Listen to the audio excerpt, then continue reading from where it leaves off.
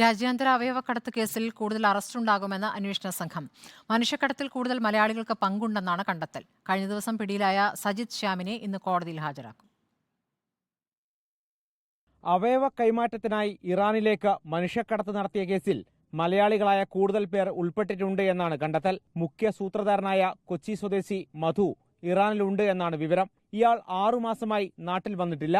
കഴിഞ്ഞ ദിവസം പിടിയിലായ സജിത് ശ്യാമാണ് സാമ്പത്തിക ഇടപാടുകൾ കൈകാര്യം ചെയ്തിരുന്നത്. സാബിത്തിനെ ചോദ്യം ചെയ്തപ്പോഴാണ് മധുവിന്റെയും സജിത്തിന്റെയും പങ്ക് കണ്ടെത്തിയത്. ബാങ്ക് ഇടപാടുകളുടെ വിവരങ്ങളും ലഭിച്ചു. നമ്മുടെ കയ്യിലെ നല്ല കുറച്ച് ക്ലൂ ഉണ്ട്, കുറേ ഇൻഫർമേഷൻ ഉണ്ട്. അതിന്റെ അടിസ്ഥാനത്തിൽ മുന്നോട്ട് കൊണ്ടുപോകും. വളരെ പ്രിലിമിനറി സ്റ്റേജ് ആണോ ഇൻവെസ്റ്റിഗേഷൻ ഉണ്ട്, പക്ഷേ നല്ല ക്ലൂ നമുക്ക് കിട്ടിയിട്ടുണ്ട്. സോ വളരെ സജീവമായ രീതിയിൽ ഇത് ഡിവൈഎസ്പിയിലേക്ക് കയറി എല്ലാ ഇൻവെസ്റ്റിഗേഷൻ നടത്തുന്നുണ്ട്. സോ ജസ്റ്റ് വെയിറ്റ് ഫോർ കുറച്ച് സമയം വെയിറ്റ് ചെയ്താൽ മതി. 2 ദിവസത്തിലേക്കത്തെ 2 അറസ്റ്റ് ഉണ്ടായിരുന്നു. പിന്നെ കൂടുതൽ അറസ്റ്റിലെ സാധ്യത ഉണ്ട്. അവയവ കച്ചവടത്തിൽ കൂടുതൽ ഇരകൾ ഉണ്ടായിട്ടുണ്ട് എന്നാണ് കണ്ടെത്തൽ. ഇന്ത്യയിൽ പലയിടത്തും ഏജന്റുമാരുമുണ്ട്. ഹൈദരാബാദ് ഉൾപ്പെടെയുള്ള സ്ഥലങ്ങളിൽ പ്രതികളെ എത്തിച്ച് തെളിവെടുപ്പ് നടത്തേണ്ടി വരുമെന്നും അന്വേഷണ സംഘം പറയുന്നു. രാജ്യാന്തര ബന്ധമുള്ള കേസായതിനാൽ കേന്ദ്ര ഏജൻസികൾ ഉടൻ അന്വേഷണം ഏറ്റെടുത്തേക്കും. റിപ്പോർട്ടർ, കൊച്ചി.